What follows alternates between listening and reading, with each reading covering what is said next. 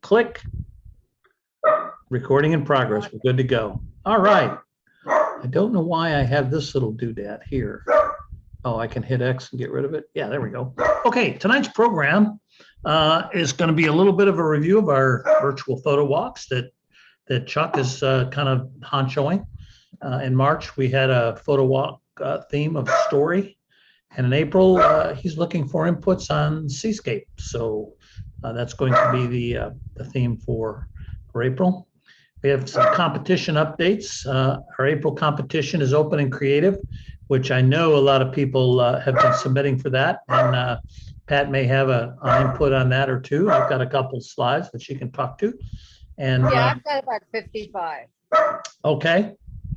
May's competition theme is reflection, and that's going to be the last completely electronic competition that we have. And that's going to be for May. And then in June, we'll be back to printing. And we'll talk a little bit about that when we get to it. What's coming down the pike? In-person meetings. Could it possibly be? I think it might. And then we have tonight's program, Creative Blur, with Lisa and John Merrill. And they're already on board and ready to go. So let's see. This is the hashtag for our virtual photo walk of story. And so I captured all the pictures that were posted to Instagram. If any were sent in directly to Chuck, I don't necessarily have them here, but here's a couple of pictures and we'll go through. I just have a couple slides where people may have submitted pictures. Yours is good. I like yours. And these are all pictures that people think tell a story. I think that guy down, that cowboy there is going to have a heck of a story if that bull gets any closer. just saying.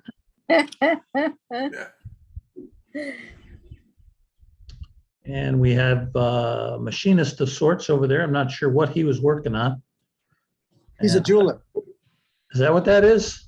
Yeah, he's making jewelry. He was making jewelry. We went to a show, art show, and there's lots of jewelry and art. So Oh, okay. the craftsmen were doing their thing.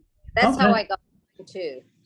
So all those different diameter pieces of the shaft are for people's, obviously he's working on something with a thumb there. And then you work your way out to the little finger. I'm not sure what it is, to tell you the truth. Could be an earring, actually.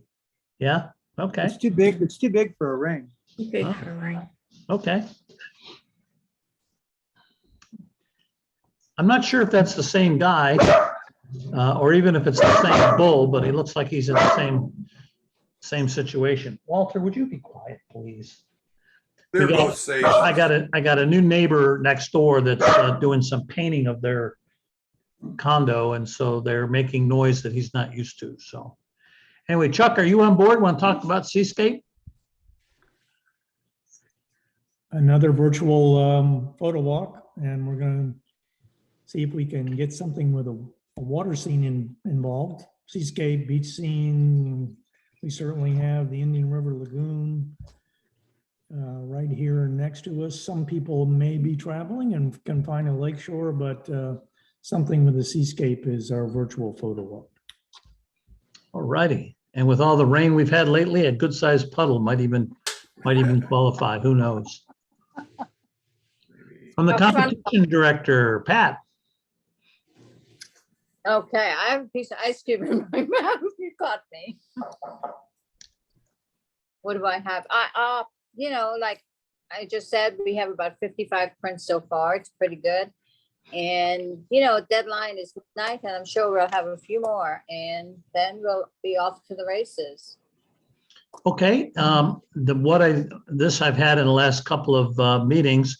Down at the bottom of the slide there, we still continue to get some questions from folks on how to prepare your slides. How many is 2,000, or how do they resize their files to 2,000 pixels alongside? So just there's a remarkable website out there, and coincidentally, it's called ccbrevard.org. And there's some pretty good stuff on there. And there's a couple of articles in there. One of them is how to do resizing on a Windows computer, and another one on a Mac. So a couple different articles there in the article portion. And this theme is reflection. And Pat? Anything on this one? On May. May? That's our May's theme, reflection. So Right. I don't have too much on that. I do have to get a judge for that one too.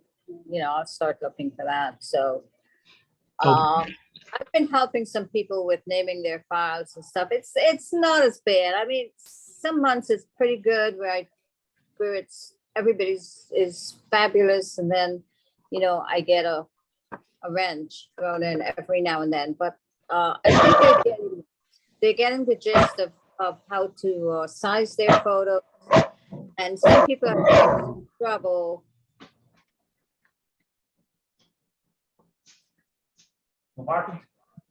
Yeah, some people are having some trouble with putting in the caption, their name and class A or creative, that kind of stuff.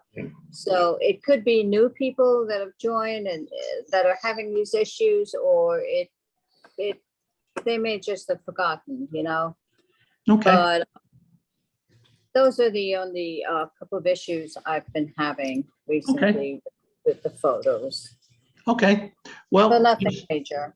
just wanted, this is almost everything in here is stuff that we have seen before. So Right. just kind of a reminder to everyone for our monthly competitions. And the CCB May meeting, here's the details on that. It'll be May 3rd at 6:30 p.m. at the Old Galley Civic Center, which is at Highland Avenue in the historic Old Galley district.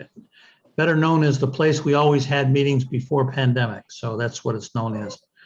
But it'll be our first in-person meeting for quite some time. So Richard, did you have anything you wanted to expand upon other than what's on here? Sure. Yeah, we decided to forego a formal presentation because I'm sure everyone is just going to want to socialize and talk. And so in lieu of a formal presenter, we'd like everyone, if they can, to send one photo in that was memorable to them during the COVID pandemic period. It could be a great picture. It could just be a snapshot of a person. So it's something memorable to you. And then, so we'll get together, we'll show those during the meeting, sort of as our presentation. And if we don't get too many photos, maybe we can have the author of the photograph explain why they like that photo as their pandemic photo. If we get 40 or 50, we'll probably just have a short slideshow. Oh, okay. So it's not going to be a critique show, like, No, it never was. okay. No, no, it's not going to be a critique. It's going to be just the ones that people send in as kind of their memory of the pandemic. Yeah, send in one photo, put in your file name, your name, and Right. just explain why you like the photo maybe. And then we'll put everything together for you.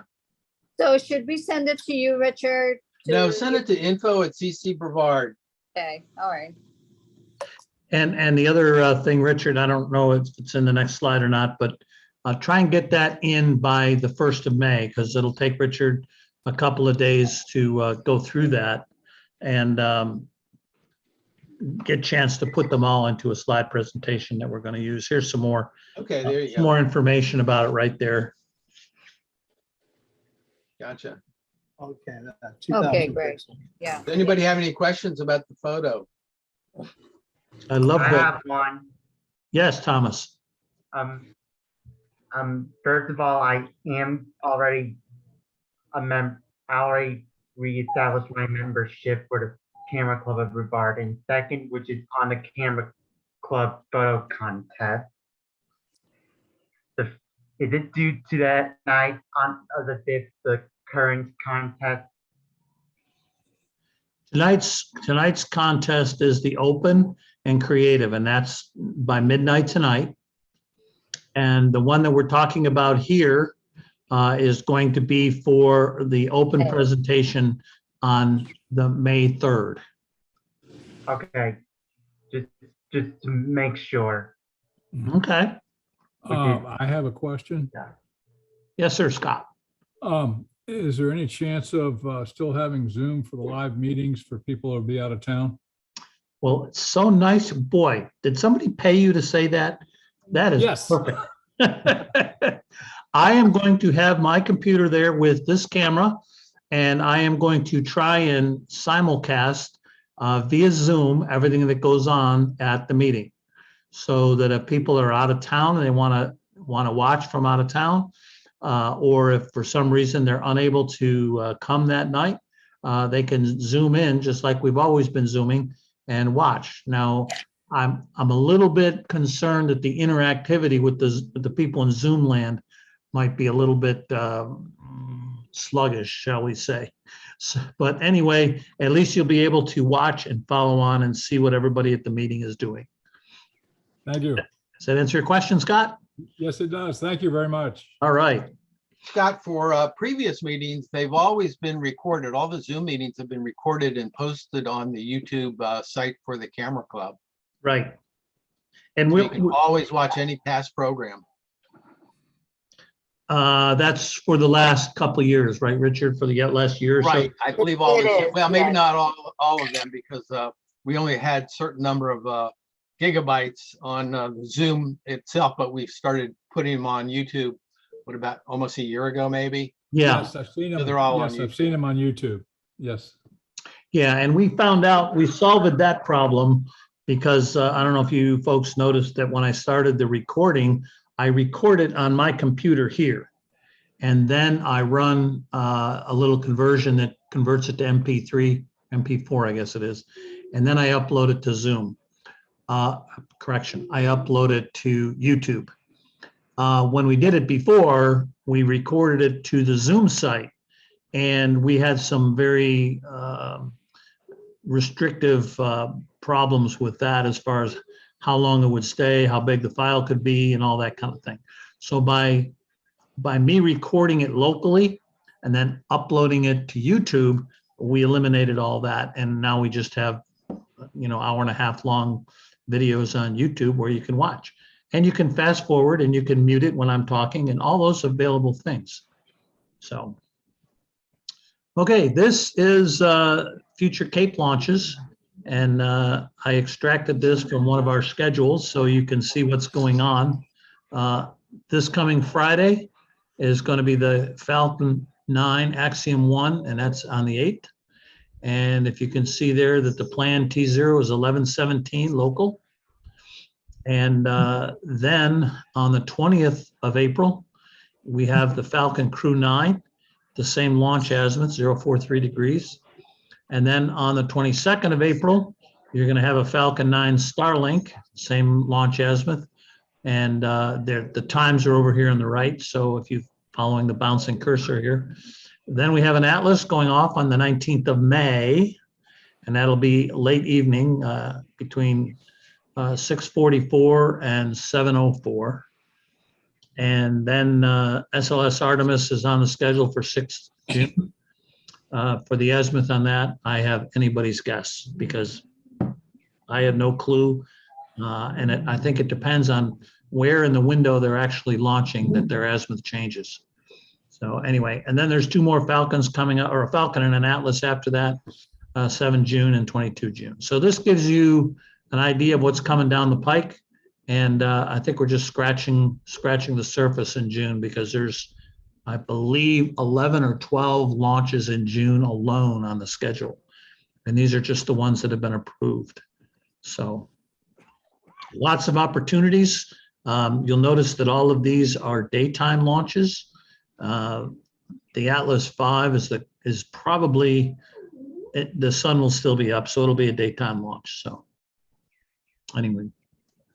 With this 43-degree azimuth, is that a good viewing point from the park up there? The best viewing point for a 43-degree azimuth launch is Playa Linda Beach. Playa Linda? Because what you see at 43 degrees is going straight northeast for all practical purposes. So if you're at Playa Linda, the launch pad is south of you and the rocket's going to go northeast right by you as it goes by. So Playa Linda Beach is probably the best viewing location just from a geometry perspective. Now, if you want to talk about lighting, the best thing to do is look at the launch window and see where the sun is going to be during the launch time. Because that'll light the rocket differently than if the sun is backlighting the rocket, for example. Marty, this is Rob. Do they let you out on the beach during launches? I thought they closed off the beach They're during gonna launches. close it. So at Playa Linda, the only time they close the beach is when they have the safety zone extends over and extends over the launch road and everything else. And so they're not having that yet. When they launch this Artemis 1, you can bet your bottom dollar that you're not going to get near Playa Linda Beach because that thing is massive and it's the northernmost launch pad. So, Thank you. All righty. Anything else? I think that's about it. And these, other than Fridays, these are all subject to refinements and changes. So the best thing is just to keep your eyes and ears open as things change. So, And I just read today that, what's his name, the head of Amazon, Bezos? Jeff I Bezos, think. yeah. He is going to want to launch a constellation of satellites, a couple of thousand more, in addition to the thousands that, what's his name, put up. Yeah. Well, I'm not sure what Jeff Bezos is up to. It's, he's got a lot of irons in the fire in many ways. So we'll see. He's got to get his BE4 engine fixed first. He can't even seem to develop that, and that thing's been in development for 8 or 9 years. So anyway, we'll once he starts launching, then we'll start taking him seriously, I guess is the best way to say it. And By that the way- makes sense. Yeah, exactly. Now he's doing a lot of launching in Texas, but that's just the small rocket. That's like shooting a bullet straight up. It goes up, runs out of energy, comes down. So anyway, tonight, creative blur via intentional camera movement. And we're really lucky that Richard was able to get Lisa and John Merrill to come in and present to us tonight. And I think Lisa's going to be presenting and John is going to be running the chat. And so with Lisa and John available to go, I'm going to stop sharing and I'm going to turn it over to Lisa, wherever she is. There she is. You're at it, Lisa. Great. And John is going, I'm going to share my screen and John will be up. We do a tag team. So let me just, you will see him for a good part of it. I start, he goes in the middle, he'll end. We'll have some time for Q&A together. Can you all hear me okay? Yeah. Lisa, do I have to make him a co-host as well? No, he'll come over here, I think. I think that'll okay. be fine. Oh, maybe you should. We'll figure that out. Okay, yeah. Okay, I'll just assume you're going to go over there, John. Yeah, we're just a desk or two apart. Well, I want to thank you. It's really a pleasure to be able to join from us. We live in Seattle, so kind of crisscross across the country to be part of your camera club. I enjoyed 2 months ago when we got to sit through Colleen's presentation, and it's just really nice to hear the vibe and know you're all going to meet in person after this long interlude of Zoomness. And, you know, from our point of view, Zoom is good in the sense that it lets us reach out beyond the folks in the Seattle area. So I think we have a PowerPoint. This is the start of it with a lot of examples. And if you have questions, feel free to put them in the chat. We'll periodically have a slide that reminds us to look and see what there are and pull them out. And then, of course, at the end, there'll be time as well. And before I start, I just kind of wanted to ask you all a question. So, John, you can see all their faces. I see some, but how many, just raise your hand or use the Zoom, how many have actually done intentional camera movement, long exposures and moving your camera or your lens in any form? Lots of people. Lots of people, good. I only see one bar, I'm not messing with my screen. And how about panning moving subjects, which is a more traditional ICM, you know, bicyclists and motors. Good. So that lets me know you all, you know, we often do these workshops for people of all different levels and we don't assume anything, but it's at least some of you know about long exposures, which is the key to ICM. But we're gonna show examples, talk about it, hopefully inspire you to get out and have some fun in a different way with your cameras. So we'll tell you a little bit about us. This is our agenda for the day and why we love ICM. And it's become quite a big part of our creativity and what we teach a lot, and our approach to it, and some techniques that you can try with your cameras. And again, Q&A welcome in the chat, and then at the end.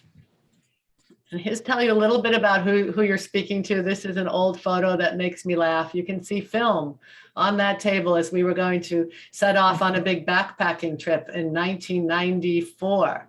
And at that point, we're sharing a lot of equipment and getting into the world of photography. And that was the start for us. And we really did a lot of nature photography at the beginning of our careers. And I have found during the pandemic, like so many, it has been a source of serenity and joy, and teaching a lot of people to find the flowers in the parks and gardens and in the forested trails near us has been a great teaching experience as well. So we still love nature photography, but over the years we got into travel photography in a huge way. And that was the bread and butter of our business for quite a while through stock photography. Our images are licensed to travel books and guidebooks and catalogs, and still are, although that business has changed with the influx of zillions of cameras and the web. We used to ship our slides around, but this is in Laos, and we do a lot of teaching about travel photography and storytelling when you're in a place, places like Nepal. And we got into people photography. Really, that was a big switch for us, and a broadening of our skills and our comfort level of working with people and light and expressions and gestures. And a lot of our workshops go into that. Not as much today, but you'll see some people in our ICM photos, and movement like this, and festivals. And we do a lot of types of photography. As travel photographers, it's always been important for us to show culture and wildlife and nature and architecture. But we find we do that in our own home and when we teach, and have use our skills for nonprofits, which is something we teach as well, a whole workshop on photo for good. And, we have a drone these days. I'm speaking to you from this hill right up here, and you will see some photos taken from our house in this workshop for sure. And we get, I always say photography is kind of evolved with our lives. We're pretty outdoorsy people. We own a raft. We go hiking and biking a lot. And we've worked for a lot of outdoor adventure companies with photos like this of our daughter at the start of a rapid using motion and panning. And wildlife in our own backyard, like this nice little marmot. And this is the kind of work, this travel that we would trade a lot for places we stay around the world. This happens to be Belize. And this is us when we finally started working again in the pandemic with a job on a skyscraper above Seattle, doing some video as well for the unions and telling the story of the workers who build Seattle's booming downtown. Nonprofit photography, as I mentioned, is something we both do a fair amount of at our kids' schools when they were growing up. And I was recently on the board of an outdoor preschool, had a show of our nonprofit work as well. But teaching is where we've been focusing a lot of our efforts, even right before the pandemic, as our kids left the home, we started to offer photo tours and workshops both here and around the world. This was in Cuba, where we've been 4 times and so close to all of you. And we'll get back there soon with a group.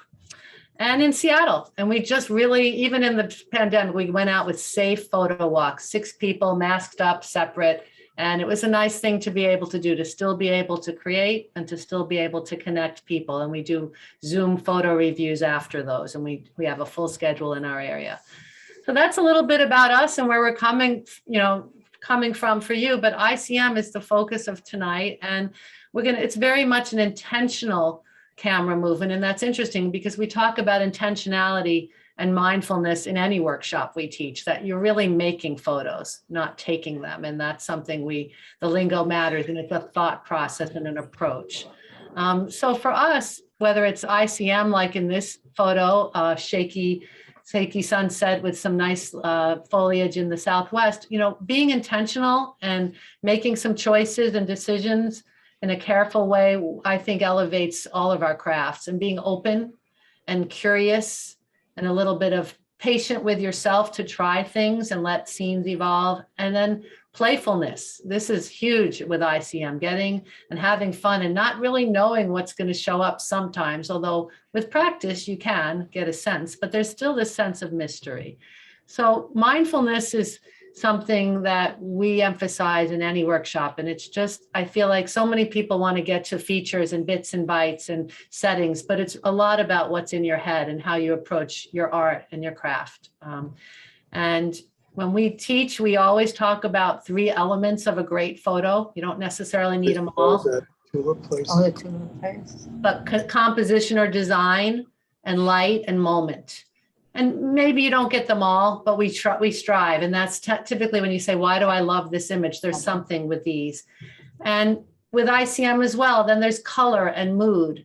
And a lot of this comes into play with the images I'm about to share. So why ICM if you haven't tried it, or why, you know, might you want to or keep doing more of it? It's fun. I just think it's a really fun type of photography. It's not for everyone, but I can't tell you how many people in our photo walks have said, I don't think I'm going to like this, and then delighted themselves and gotten into it. So if you're kind of not sure, I'd say be open to trying it. It's liberating. It's forgiving in terms of you can do it a lot of places in a lot of different types of light.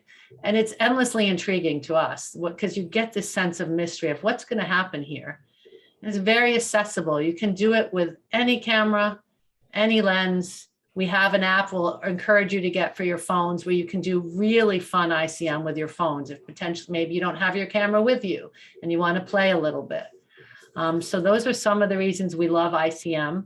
And as you're going to see tonight, some of the scenes and photos I show you are recognizable, like this is a path, but with an edge to it, a little twist. And some of them are really abstract. We like to do both. We have a dog too, a rover dog. Maybe he'll be quiet. So for ICM, you might see a scene like this and do a zoom. And John's going to explain later each technique. I'm just giving you an overview now. But there you have. You're going to have to put the dog out if you bark. And flowers, we're entering into peak tulip season here. We're leading a lot of photo walks soon. And this is the kind of, it almost looks multiple exposure, but it's ICM. Or it could be the side of a train. And one thing you'll find is anything that glints, that has metal, is a prime subject for ICM because you're actually drawing light through the frame with your camera movement. Or it can be an event like this, bike races. If you have a velodrome near your community and can attend some of the bike races, they're so much fun to practice panning and play around with. So for us, it's really anywhere, anytime.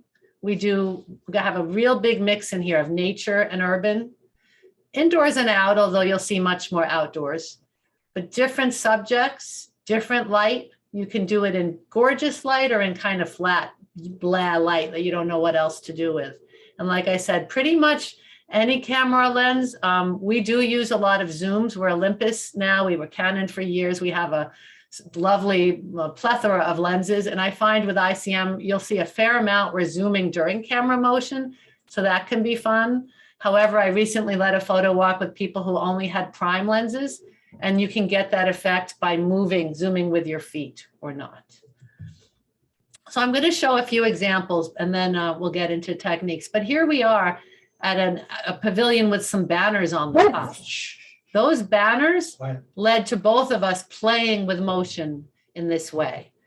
And these are typically, I know people often want to know shutter speeds and settings, and I don't write them on every particular image because so much is about our movement. But typically for John and I, we're shooting between a 15th of a second and 2 seconds for most of them. There's some that go up to 4 or 5 seconds. Anything faster than a 15th, it's hard to see the motion. You know, we've tried, but 20th.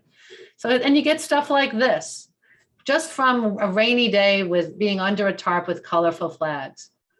Or I went inside a bathroom and I'm like, wow, look at those glass blocks, right? What could I do with that?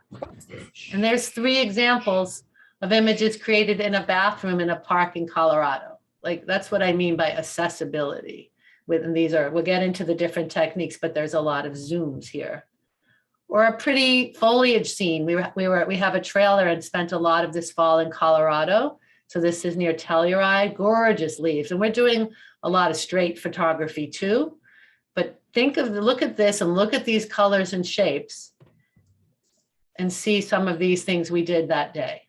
So it's a lot about color and movement, and it adds a sense of excitement. A few more examples.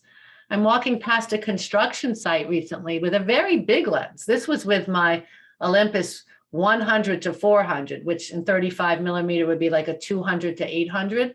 And I see these plastic pipes. My husband tells me they're plastic pipes, and I'm liking the color palette. So a few minutes, I'm doing this, I'm losing myself in the art of how to make plastic pipes be pretty. And John recently, we're in Vermont, we move around a lot, and he saw this really cool public art of washers. And public art is also often, we love to do ICM with, and so he went, and I'm going to show you three. The top one is just a close-up of some of the detail of it, but he's playing around with a very monochromatic set of images with his zoom and waving the camera. Or pieces of plastic hanging at an art installation became fodder for more ICM work. So I'm just giving you a few intros to show you the straight scene to get your, whet your appetite for what's happening here. And this was in Boston a few weeks ago. Walking through Boston, saw this really cool public art of a globe and decided to go right next to it and play with it. And especially you see how we have the colored, colored windows here. So colors kind of become blurry. Maybe you've seen this quote already by Elliot Erwitt, the master, but it's not so much the subjects and a lot about your approach, your craft, how you see it, whether it's straight photography or ICM, what you bring as an artist. And that's what we want to talk about. So here we are at tulip time. And these are what I'm going to go through as far as techniques. But the one on the left is a pan. We're just moving the camera. And different speeds let you see different amounts of detail in the tulips, right? In the middle, we can kind of see more of the tulip. On the one on the upper left, I'm moving really fast. And then in the bottom, we have, we call it a twist. And John, we're going to show examples, but twisting our camera, you can get a sense, gives a radial pattern. And here's three more tulips with a swirl and a zoom. And John and I, when we were learning this, we thought it might be cool to create a presentation. We wrote an article first a few years ago and then evolved this presentation. So now we're going to go through the techniques and each one, and there's going to be 10. So for any ICM, there's kind of three things that determine your end result. The shutter speed, your type and the direction of the camera and or lens movement, and how fast you do the movement.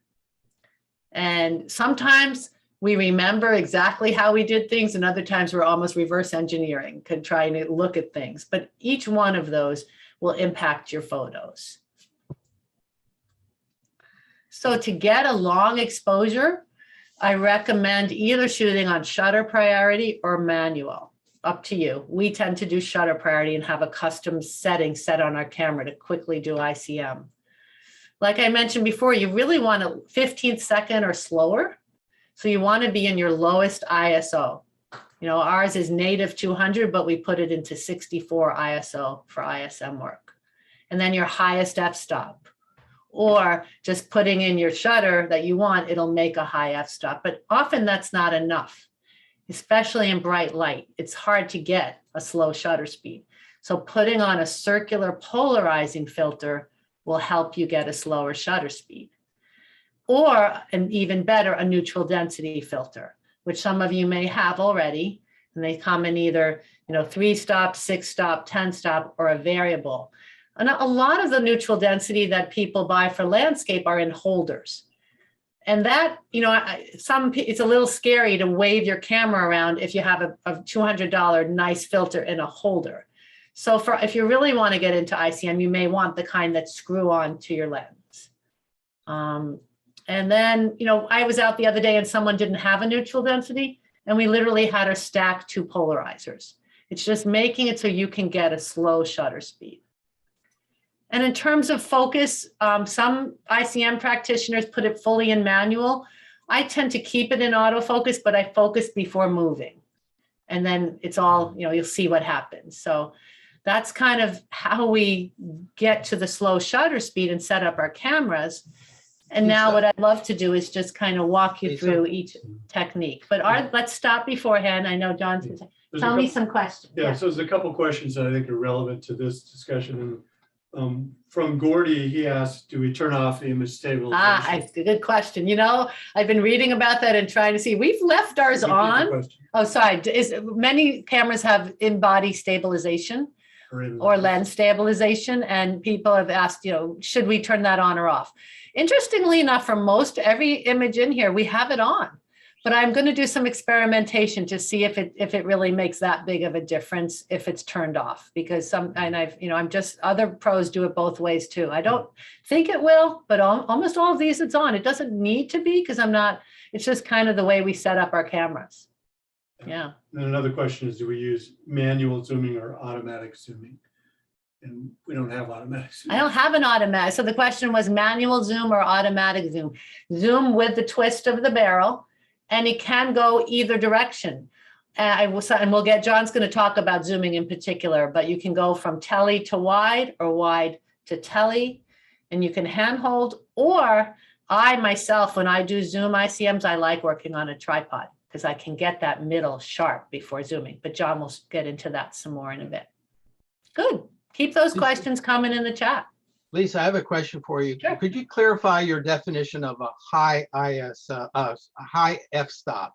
Good. Yeah. You know, every lens is different. And again, I'm working in shutter priorities and just saying, please give me a 15th of a second, but it might on my camera go to f22 because it wants to shut down that to give the most light, you know. So it depends on the lens, but we don't worry about the f-stop. It's really about, can we get a long exposure and, you know, be able to move the camera and or the lens in a certain way. Yeah, emphasize the ISO.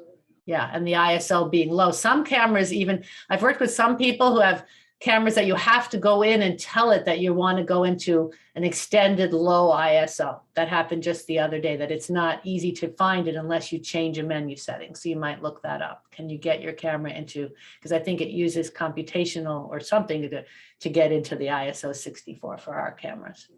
Okay. All right, well, now we get to, for each technique, show you a few examples. And the first one is shake. And it's a very little shake. It's just during my exposure, a little, almost like a shutter. Someone called it a shutter, like a very little shake here. These were plants on my deck. And by doing that, again, at about a 15th of a second or even less, an 1/8 of a second or a 1/4, you can get things like that. And we often try different shutter speeds, keeping everything else the same. Flowers are great ICM subjects, and it's just a different feel, and it can be so fun and enjoyable. This was the other day, was a metal bench, and the stuff on the top is the dirt. And we all, I was out leading a photo walk, and we were just amazed at the colors that came out of what looked like a silver bench with a little bit of a shake. Other times things are more recognizable. I was delighted to find a remote model boat club having their races with it when I was teaching someone, and we saw these lovely lit up sailboats. And I thought, emphasize the movement. I did a bunch of straight photography, and then I really enjoyed the ICM.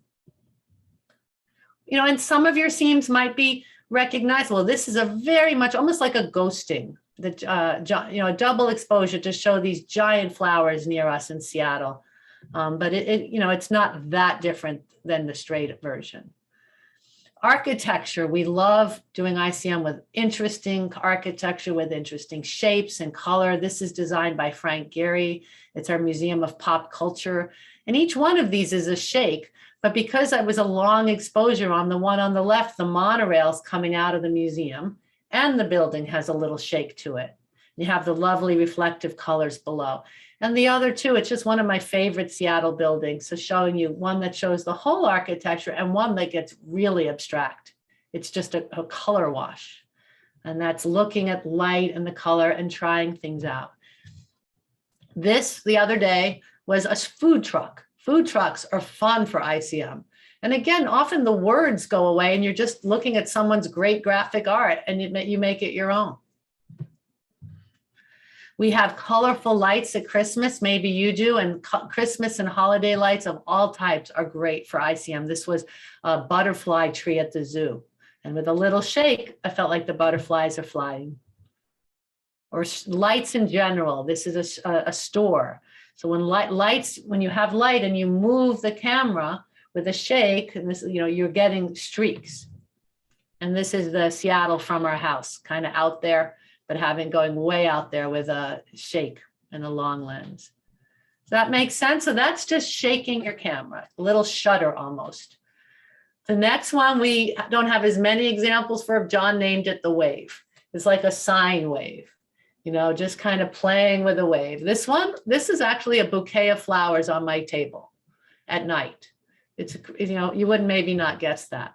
What was this one, John? I can't remember. Fishing? No, that was a storefront, and a Oh. little vertical motion with a wave in the A vertical. vertical wave, John did this one. So it's getting pretty abstract, or some lights that just go not so crazy. What kind of lights were these, John? Those are above in Telluride, above the entrance to So street lights, the gotcha. theater. So that's the wave. Just think about a shake and a wave. Any more questions coming from the chat? You mentioned putting the camera on a tripod, but Mhm. yet you're demonstrating without. Yeah, so with a tripod, it's not, the shaking and the wave wouldn't work as well for me. I mean, I guess you could loosen the ball head. I mostly use that for what John's going to talk about, the zooming and the swirls, because zooming mostly, not the swirl, sorry, just the zooming. But I do a lot of zooming, and I like it on a tripod and having that. So we'll get that would be good, but you don't need it. So panning a still subject. You guys have the coastal challenge now. It'd be interesting. I've looked at your Instagram. It'd be interesting if some of you choose to do ICM of coastal scenes. They're quite popular, and there's some amazing out there with, the different colors of the beach and the sunset. When you have mountains in it like this, you get some ghosting, but this panning, the scene is there, and I'm just slow exposure smoothly. So I could use a tripod for a horizontal pan too. Now you're reminding me. Like this kind of thing. Because if you're on a tripod, it's really smooth. This was more handheld, a little jerky at a frozen lake in Vermont last month.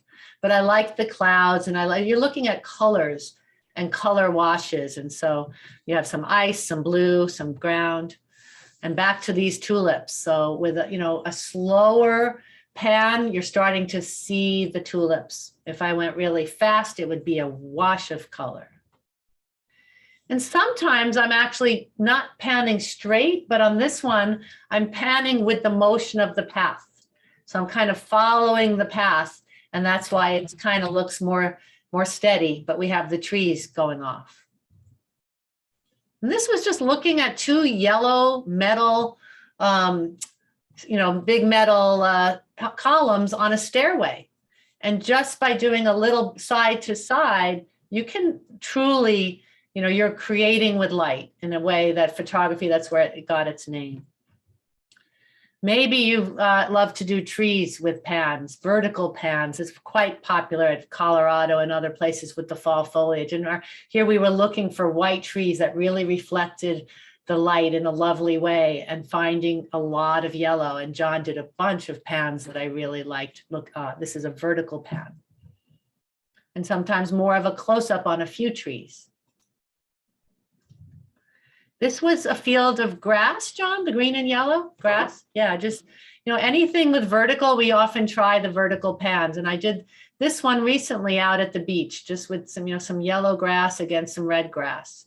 So it can really, you can see, even though a lot of this, the same with the technique, depending on your subject, your lens, and how tight or zoomed you are, you get really different results.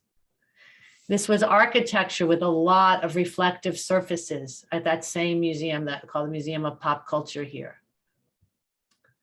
All right, that's 3. So we're just kind of going to go through this. I think I'm going to turn it over to John now to take you from 4 to 10. And I'll be monitoring your chat. And I hope this is inspirational and helpful, but keep the questions coming, and I will give John the floor.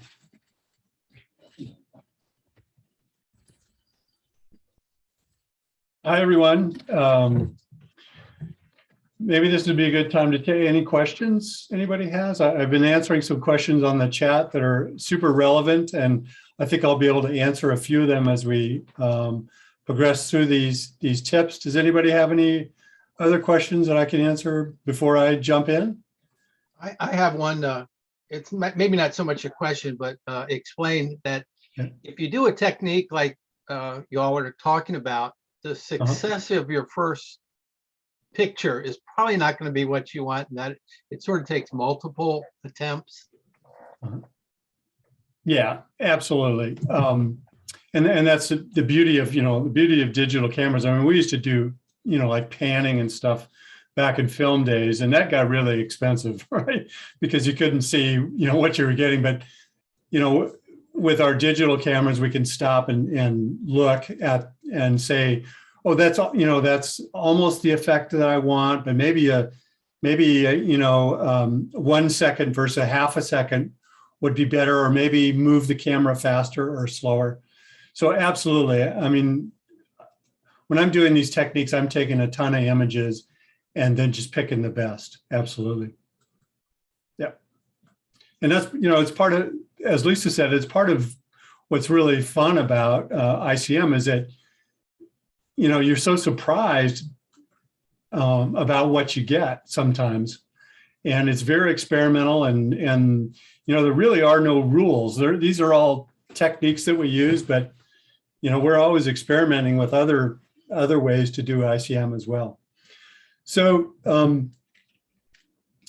a twist is, a pretty simple camera motion, and I'll hold up my camera and do it, where it's like driving the car. It's just, turning the wheel, and you don't have to go a full 360 degrees. About a 70 degree or 90 degree turn is plenty to get the circular motion effect in your images. And it's a really fun thing to do on all kinds of subjects. Here, we're in Eastern Washington for the canola harvest a couple of years ago, and did it there. Every year we go up to the tulips. In fact, we're leaving Friday to do 10 days of workshops up there.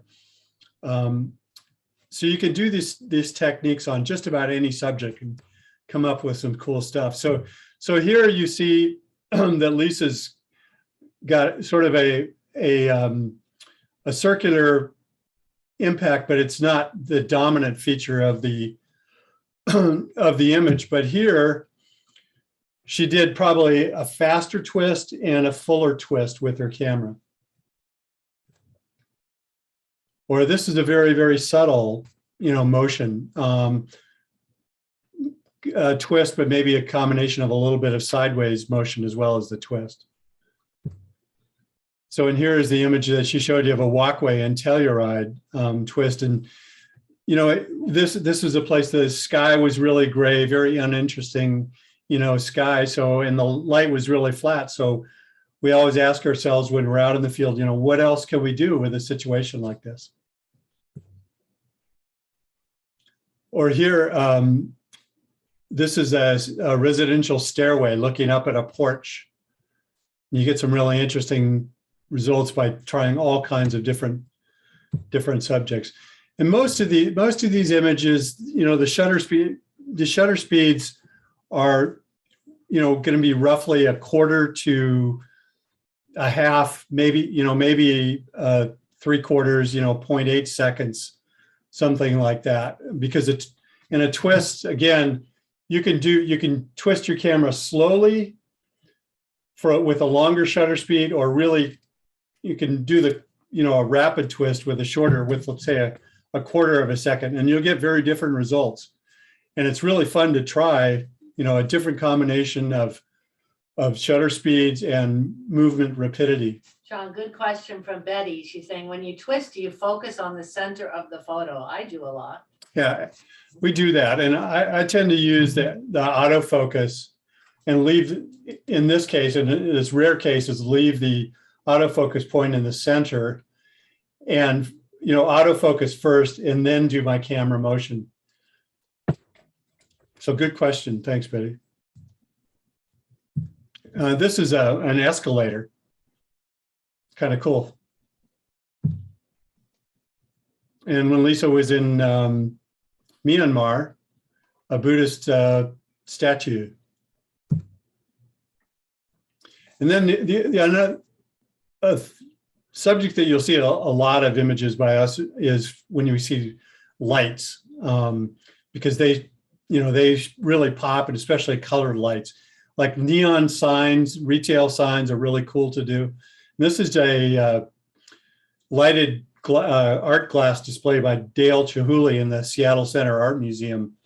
And again, just a subtle twist. A good question from Richard, which is making me ponder. Do you push the shutter button before the twist or during the twist?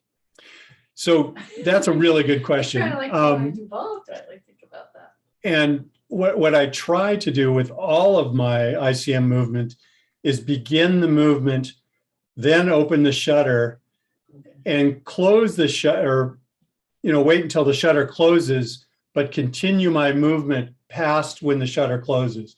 It's kind of like if you ever played baseball or golf, they say follow through after you hit the ball. Well, that's what I try to do with the camera as well on these.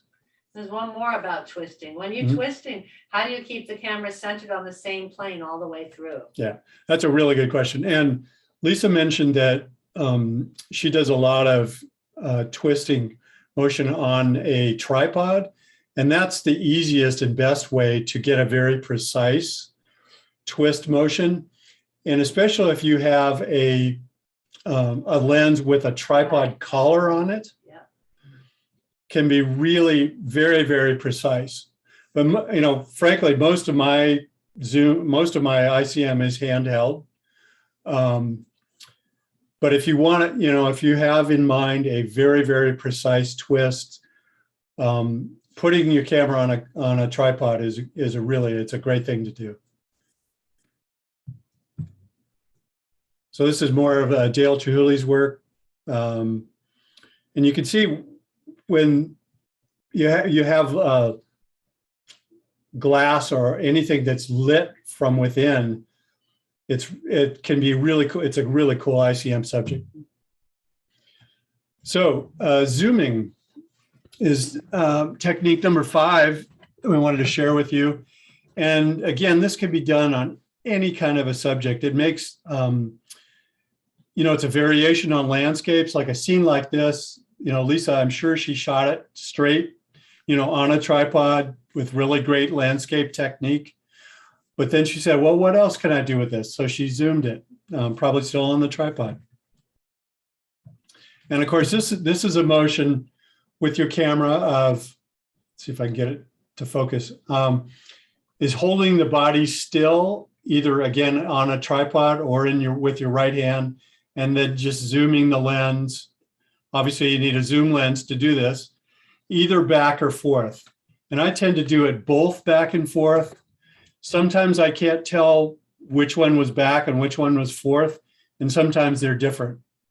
So I'd encourage you, again, just to play with it and experiment. I do much more from center out because I want to know what's the center of my frame. Okay, so she's talking, Lisa does more at the telly end of her zoom to the wide is the way she does it. And I think this is one of her landscape shots down in Utah last fall where she did that, used that technique. Or here on a flower, it can be really, really effective. Someone said that looks like tie-dye. Yeah, it does kind of look like tie-dye. And this, this is a pretty relatively subtle zoom. So, probably a relatively fast shutter speed, like an 1/8 or 1/4 of a second. Excellent question from Cynthia. Do we look through the viewfinder or the LCD? I do both these days. I Yeah. don't know how I choose. What do you do? Right. Yeah. I tend to look through the viewfinder, but it's totally personal style. I think I do more through the viewfinder. It's totally personal style. But holding your camera out and looking at the LCD on the back is perfectly fine as well. In fact, when we're panning, which we'll get to later in the presentation, that's one technique that can work pretty well when you're actually panning your camera horizontally. with a moving subject. Oh, this was a piece of street art. Is that right, Lisa? Yeah. That she zoomed. Again, up at the tulips. Can be really fun to try to, it's always a challenge to incorporate people into intentional camera movement photography. But it can be done, can be very successful. And this again is, what a landscape. And this is off of our deck here in Seattle, looking west toward the city of Seattle. And we see, spectacular sunsets in the summer. So at other times of year when the lights, kind of flat and it's not as dramatic, well, what do you do with that? Try zooming it. Or here at the Seattle Center, we were actually panning. There were kids. There's the circular fountain, and there were kids riding around it on bicycles, and we were panning the kids as they came by. So we said, what else can we do with this? So I tried to zoom Big scenes. to make it, yeah. So Lisa's reminding me that you can do, all these ICM techniques on, small detailed subjects, but you can also do them, on big subjects that normally we think of as, almost a landscape type of scale. So this is, we were just in Vermont visiting our daughter who's in college there, and we had great, really beautiful light one night. We were out photographing the city and this church steeple from a bridge, and we did the straight photography. It was beautiful architectural shots of the town, and then we decided to ICM it as well. Yep. And here's the same steeple a little bit closer up. Yeah. And you could do this on architecture, anything you find. That's part of this is a giant size chess set. And this is a gazebo that was an art installation in Stowe, Vermont, and I went inside and zoomed it. And you can see those brighter lines are actually the tops of the rivets that the artist used to put all these colorful translucent glass pieces together. And they create interesting patterns. Or again, from our deck at night, a zoom of what otherwise could be a great landscape photograph.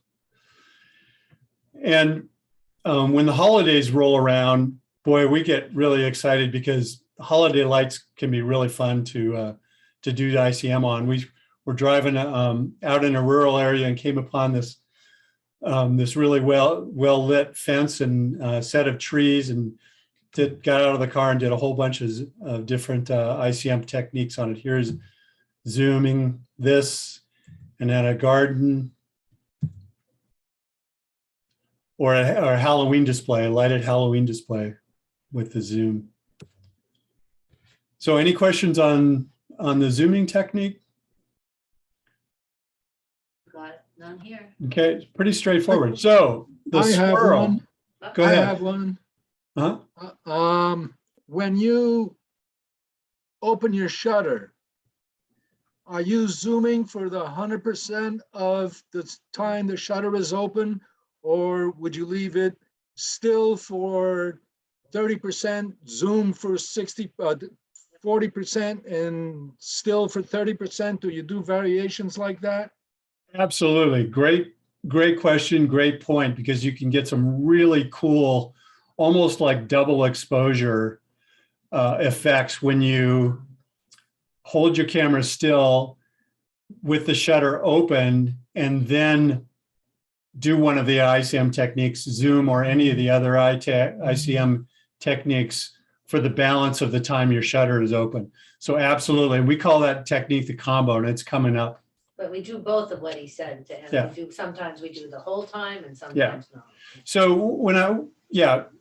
when I'm shooting a sort of a straight ICM image like this image, I would actually begin the movement, open my shutter, wait for the shutter to close, and then end the movement. So it depends what you want, but like an image like this, would the motion would be occurring during the whole time the shutter is open. But the point you bring up is that you can get some really cool effects if you are still for a bit and then do the ICM technique in the same frame. And we'll get to that. Good question. So the swirl technique is a combination of zooming and twisting. And it's one that's, it's not as intuitive and it takes a little bit of practice to do, but you get these really cool sort of vortex effects on your subject. And let me just show you how, because it's a lot easier to show you how we do this than to describe it. So again, you need a zoom lens. And this is one you can't do on a tripod, because what you do is you hold the zoom lens still with your left hand and then open the shutter and then twist the back of the camera while the shutter is open. So let me do it from the side. So again, left hand holding the zoom lens, and then use your right hand, open the shutter, and then twist the camera while the lens is zooming. Like you're moving the sensors, how you explained it Yeah. to me, which makes sense. So what you're, again, it's a combination of the twist and the pure zoom techniques. And so it gives you this swirling motion. And you're moving, not only do you get the zoom effect, but you're moving the sensor with the twist effect relative to the subject as well. So does that make sense? It takes a little while. It takes a little while. You know, it takes practicing a little bit before it becomes intuitive. But practice it a little bit and try it on a bunch of different subjects, and it'll come pretty easily after you try it a little bit. So you could do it on, you know, again, on many types of subjects. Lisa did this, you know, lovely sort of pastel swirl of a flower arrangement up at the Tulips a couple years ago. Or here. So the question about when the shutter is open during the movement, this is actually a combination of, and this is I remember taking this photograph because I worked really hard on it. This is a 4-second exposure. And I held the camera, handheld it as still as I could for about 2 seconds. And then I did the swirl technique. So you get that sort of almost double exposure effect, which we call a combination of effect. Or here, Snoqualmie Falls, our locally famous waterfall landmark. And this again was an art installation by another artist. So this is sort of derivative art, but I sent some of these images to the artist and she actually really enjoyed these. We're here back to the gazebo in Stowe, Vermont with the swirl technique. So any questions about swirling? Does that make sense to folks? Yeah. So now we're at the combo, which the question before went to, and this is a great technique that you can use with any of the ICM motions. So I'll repeat again, you know, how to do this. This is leaving the shutter open and your camera still for some portion of the exposure time, and then doing the ICM on top of that still motion. And you get what it looks like, a lot of people looks like a double exposure, where you're actually taking 2 different frames, one of them still and one of them in motion, and compositing them. So you can do this in one exposure with this technique, the combination technique. Yeah, so I'll get through this so that we can, and this was actually done by one of our students at a photo walk up at the Tulips last year. It's like a multiple. Yeah. So lots of different things. When we see, vertical subjects like trees like this, we always think about ICM and what we can do. So again, holding the probably about a 2-second exposure, holding the camera as still as possible for 1 sec, and then a vertical pan for the balance of the exposure. Here we're again with trees. Or you can even do this with architecture. It can be really cool. And this one, I think Lisa took this, but I'm pretty sure that she actually held the camera. This was probably a really long exposure, like 3 or 4 seconds. She held the camera still for about a second and then zoomed for another second. And then the camera was still again for another second. So you get these sort of 3 different layers in this photograph. So, with all these techniques, these are suggestions and tools to inspire your creativity to figure out, different ways to get really cool images that, that please your own aesthetic. And that's one of the things that's great about ICM is there's no rules and you can experiment and play, and it's really fun to do that. That was another 4 seconds. Yeah. So this is a long exposure where Lisa held it again, held the camera really still. Tripod, it's on tripod. Oh, Lisa's saying this was on tripod with a zooming motion at the end. Or here the same subject with a zoom motion and then a little rapid twist at the end to get the colored lights, the little loops on the end of the colored lights. Or here with neon signs are great for ICM, really fun. And here again, this is this double exposure technique where Lisa did this on a tripod at night, zoomed really quickly, so quickly that you really can't see much of the zooming motion, but she got the double exposure technique. Yeah. Or here, Lisa did this on a tripod, obviously at night, and she did turn, and this was at a telephoto lens that has a tripod collar. So if you loosen the tripod collar up, and this one is one, in fact, where she did turn the camera a full 360 degrees on the tripod and using the tripod collar to get this effect. It's pretty cool, and encourage you to try this on different subjects. Questions. Richard asked, do you ever use the second timer release while you do ICM? I don't know what he means by second timer, like a few seconds maybe. Yeah, do we? I don't Yeah. know. So yeah, Richard, go ahead. Can you your question about using a second timer? I'm not. Well, okay, I probably did a typo error on that. It's okay.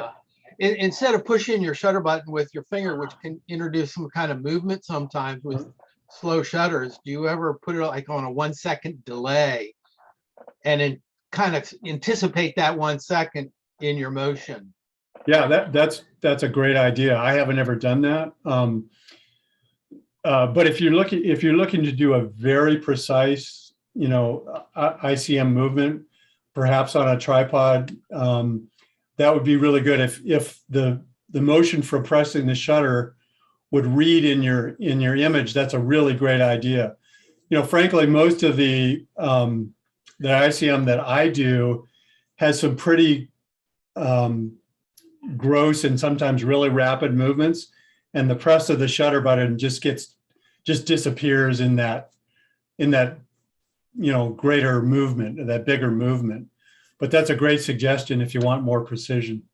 I was thinking more like nighttime with pinpoint lights, that Yeah. you get that little circle at the start or at the end. Or Yep, absolutely. Okay, any other questions? No, we're good. Okay. So let's move on to technique number 8. And this is one that I credit Lisa for You drive. really inventing, because I'm the driver whenever we go on road trips, and she's in the passenger seat and looking for creative things to do. So these are all ICM in a moving vehicle where the vehicle is actually producing the camera movement. And what are your shutter They're all speeds? about a half a second. So these are all about a half a second, either through the windshield or rolling down the side window and opening the shutter for about a half second while the car is moving through the windshield. Can be really fun. Or here, and you see what's interesting in a lot of the shots that Lisa takes out the side window is that the far away objects in a landscape appear pretty sharp because the relative motion is very, very little in the half second that the shutter is open. Obviously, it depends on how fast the driver is driving, but you see how the foreground really blurs, but the background is relatively sharp. Can be fun.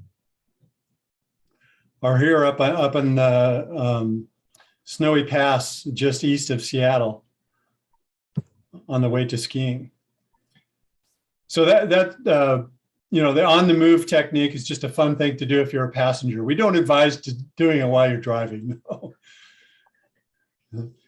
So technique number 9 is panning moving subjects, which is sort of the most traditional ICM technique, but a technique you could produce some really beautiful images that I just love doing.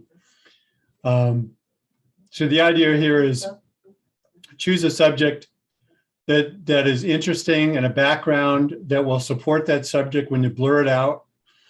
And you're actually moving. Yeah. Build it up. Yeah. So here's another example of a pan that Lisa did in Thailand of a moving tuk-tuk.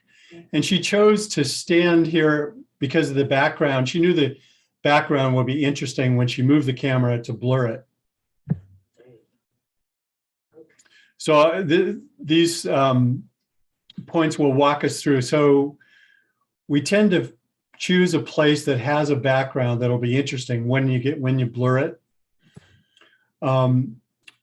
Varying the shutter speed depending on how fast the subject is moving, from an 1/8 of a second to a 1/30th of a second. An 1/8 of a second for relatively slow moving people like on a bicycle or jogging or something like that, and going up to a 1/30th of a second on something that's moving a little faster, maybe a car, slow moving car. But obviously if you're trying to pan like race cars that are going 100 miles an hour, you'll need to go even faster up to a 1/25th or 250th of a second. So it all depends on the motion of your moving subject.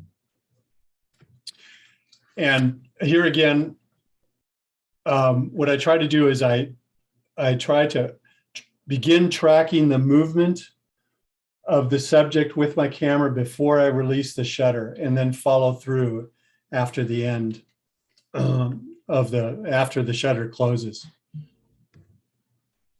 We set our cameras to continuous autofocus, and generally if we're trying to fill the frame with a moving subject, we'll leave the autofocus point in the center of the frame and hold it down throughout the panning motion. And when we're panning, we're not just taking one image for each pass of the subject. We're using 8 to 12 frames per second of burst mode. So you get a lot of images to choose from when you get back to your computer. And when we're panning moving subjects, if the subject's moving fast enough, I'll leave my vertical stabilizer on. If my camera motion is relatively quick, it just drowns out the stabilization. But if you're panning very slowly, you'll want to turn off your vertical. Turn off your horizontal. Sorry, you want to turn off your horizontal stabilization so that your vertical stabilization helps you with that horizontal motion. So all kinds of fun things to do. Panning cars is a wonderful thing to do on the streets of Havana.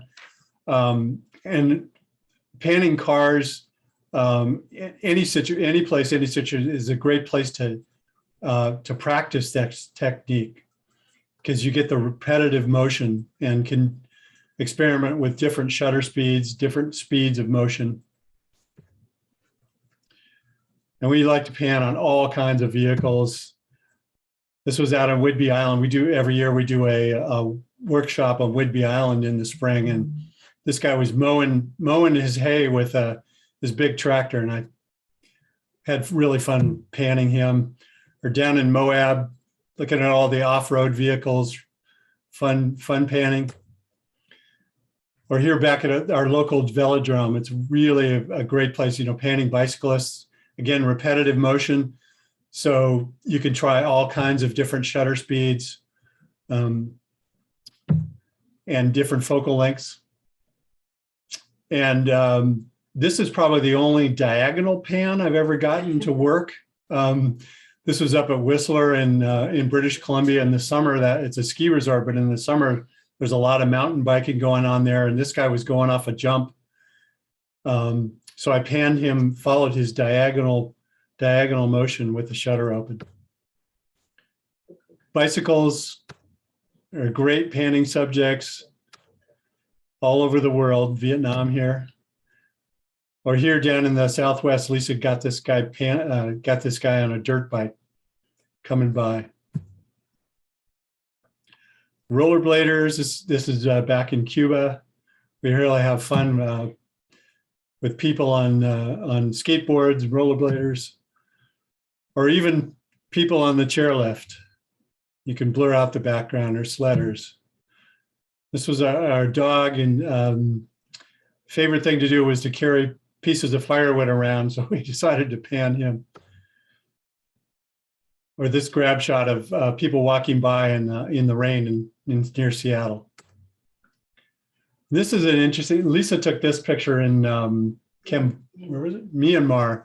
And I love this image. It's a really very slow moving boat, and she had the shutter open, and just the panning motion on this was a very gentle, slow motion, and I think it makes for a really artistic effect. Indoor panning, you can do this technique, as we said, just about anywhere. Or here at the Chinese New Year in Seattle at a festival, we were panning this guy in the dragon costume while he was performing, but there was a whole bunch of distractions. The background was really messy. But we followed after the performance. Lisa followed him along and panned him as he was walking back to his car. So okay, yeah. So I'll turn it back to Lisa for Flash with Motion. And I want to say hi and urge you to keep your questions coming, because we've gotten a few during. We'll see. We won't be offended if you have to leave right at 7. But I think we have about 10 more minutes of the program, so hopefully that works for people in terms of time. Flash with Motion. We put it as number 10 because it is the hardest. It's also known as drag the shutter. I forget, did you ever have Bobby Lane at your club, Richard, didn't you? Recently, I think. I think we did, Richard. Yeah. Yes, we did. Yeah. I thought so, because she's who I learned this from, and she's got some videos on YouTube. You can see a lot about this. But really, it's about adding flash to your long exposure photography. And if you have a flash where you can set it for second or rear curtain, it means the flash will fire at the end of your motion, which tends to make it more natural. You'll have the ghosting behind rather than in front of someone. And so we tend to enjoy doing this at night, especially if it's dusk and not pitch dark, at festivals where we want to freeze the motion for just a bit of a long exposure. So I'll show you a few of those. Recently at our holiday festival in our town, and back at Day of the Dead in Los Angeles. So it can be a lot of fun to get some motion, and yet the flash, that little infinitesimal microsecond of a flash will freeze some motion. And I enjoy this kind of work, but it's it takes many to get one you truly love. That's true of ICM in general, but when you add the flash, even more. And we were facilitating a workshop for Bobby out here a few years ago and had some performers with light toys and also fire art. And that is so much fun. We now do that every summer here. But you can then, they had lit up hula hoops, which made for a lot of fun, but yet I enjoyed having the performer's face sharp. And crazy kind of toys there. And I like having the background for a sense of place here. And so whenever John and I are, fortunate to be in a place where we're taking a vehicle of sorts, we'll often put our wide angle in as we're in the buggy here and take a bunch of photos with some slow exposures and then this one I added the flash, which helped freeze the horse a bit in a Christmas festival up north here. So that's the end of our 10 tips. And I hope that, we do have a handout, which we'll be happy to provide anyone with emails, and you'll have those written down with a lot of ICM resources. But we wanted to just talk, for a few seconds about abstracts, because a lot of the images in here you could recognize, what they are. And abstracts is just a delightful other realm where you don't know what you're looking at. And I encourage, if that's of interest, to try that. A few quotes that have appealed to me, but it really is, it's implication and suggestion. It's not literal. And whereas, photography can be so literal if you press a button and do a documentary straight shot, this is really getting into, another world of very, for me, enjoyable photography. And so here are a few abstracts. Glass art at the airport. I created this one 2 days ago at a display at the Tulips. I was scouting out the farms and they had a display selling metal yard art. And so just kind of liking the color tones and shaking a bit. So you really don't know what you're looking at. And this actually was a street mural, but you're not sure. It has such a feeling to it. So I mentioned early on that I didn't tell you about our apps, favorite apps. This was created with a phone. I have an iPhone.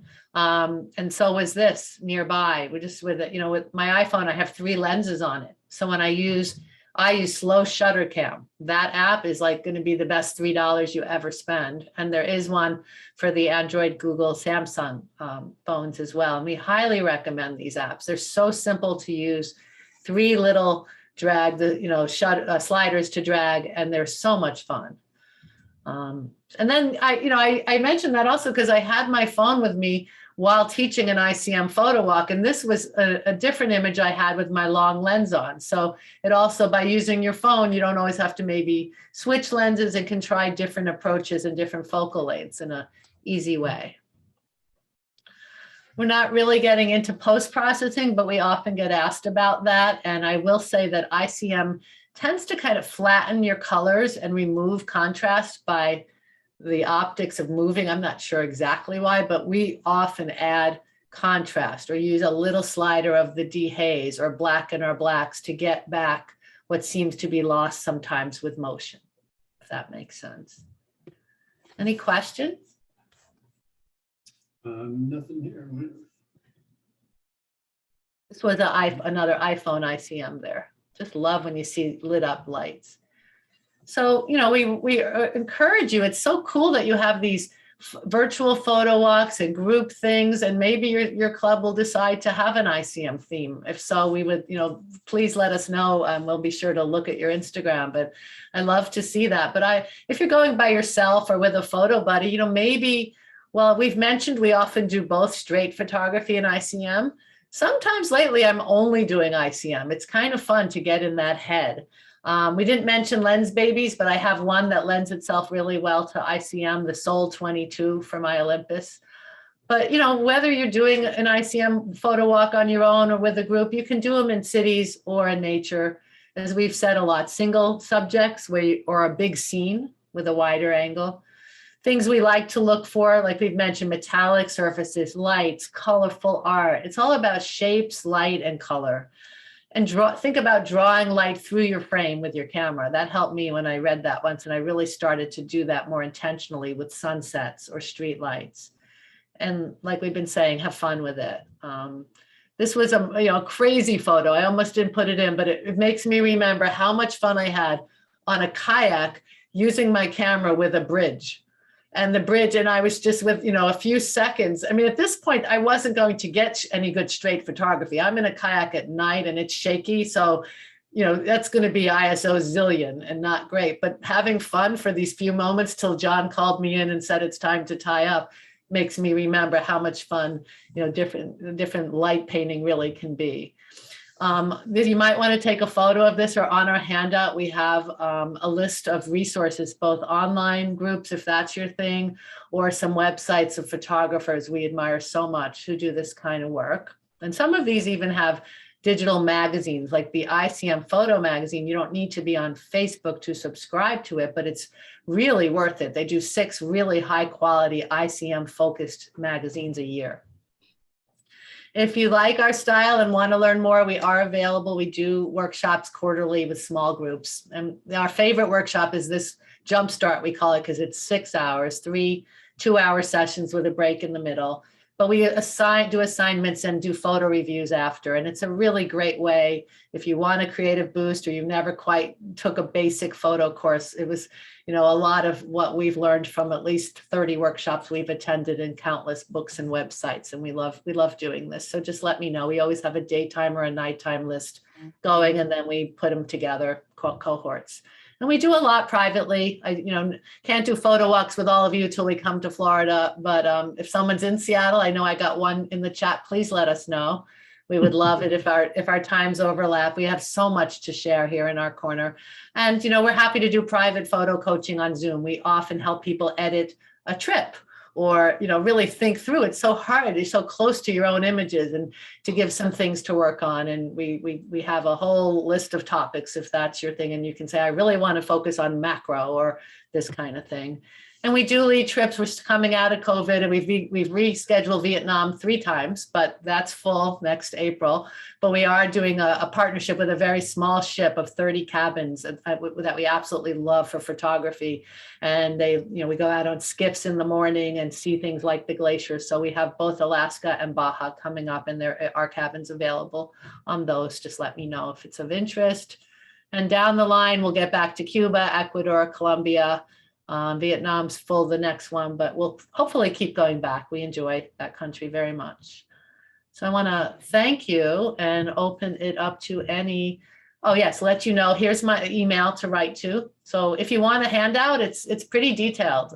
Tips, technique, each one written down, just let me know. And let me know also if you want to be on our quarterly e-news. We just started doing that more regularly with I try to both tell people what we're teaching, but also provide some links and some inspiration and some useful other free photography that's out there on the web to see.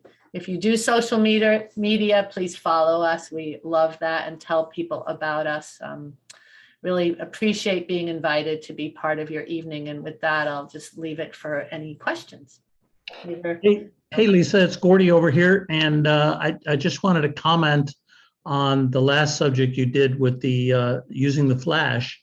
And you mentioned the dragging the shutter or second curtain sync, depending on your camera, they both mean the same thing. And in essence, what it does is it fires your flash just as your shutter is about to close. So you got the blurring motion followed by the frozen flash motion. And there's an alternative to that I've seen. I haven't tried it yet myself, and that is let the subject be going by and blurring, and then just hand fire the flash in the middle somewhere. So what you'll get is that sharp, well-lit image frozen in the middle of the blur going in and the blur going out. So that way it's not the second curtain or the rear curtain. It's no curtain. It's right in the middle. So I'd heard that. I haven't tried it yet, but it looked like something you guys would just jump right into. Gordy, please send me a photo when you try it. I made a note. I'm always, we do some light painting now. Olympus, we have this feature called Live Comp that adds light, sequentially. And I'm fascinated by all of that and I want to do more. So please let me know. Yeah, or anyone. Sure. Thank you for that comment. Any questions at all? I mean, it can be, this is your club. It could be how we plan trips, anything. If it's not ICM and you want to ask, it's fair game at this point because, it's your time and we're happy to just answer anything if we can. Don't forget to unmute yourself. There's probably quite a few people voicing their questions right now and it's not coming across. So Don will monitor the chat if you prefer that way. yeah. That boat where you guys go out on the skiff, is that the trip? And I'm not sure, I'm probably not describing it right, but there's a trip where you can go from, I think, Seattle to Anchorage, and it makes multiple stops up the Canadian coast, and you can get off, stay a day or two if you want, if you find a town you like, then get back on the next one. That's actually the ferry system in BC, and you're blurred, and it's the Intercoastal Highway, and that is the Alaska Marine. the Alaska Marine Highway, and that's fun. What ours is a tiny ship that is a Seattle-based company that I highly recommend called Uncruise, and they do half their business in Alaska and half in places like Ecuador. We were with them as photo hosts in Panama, Costa Rica for a wildlife focused trip. But Baja is, desert meets the sea. So it's a lot of snorkeling with sea lions and kayaking or going on these Zodiac rafts and seeing the gray whales with the babies. And then Alaska being more glaciers with some amazing marine mammals. So, I love travel. You can tell we've been in our trailer and being safe and not going outside the US for quite a few years. But as far as teaching, when we did the Uncruise before the pandemic, there was so much lovely downtime in the deck. They called it the salon with laptops. And so you're never on a bus. And I love boats, but I'm not a big, large cruise ship fan. And so this is a way I think that is a nice thing to consider. And if that's of interest, just email us and we'll send you links. But there's a few small ship companies and a lot of them lend themselves very well to photography, I think.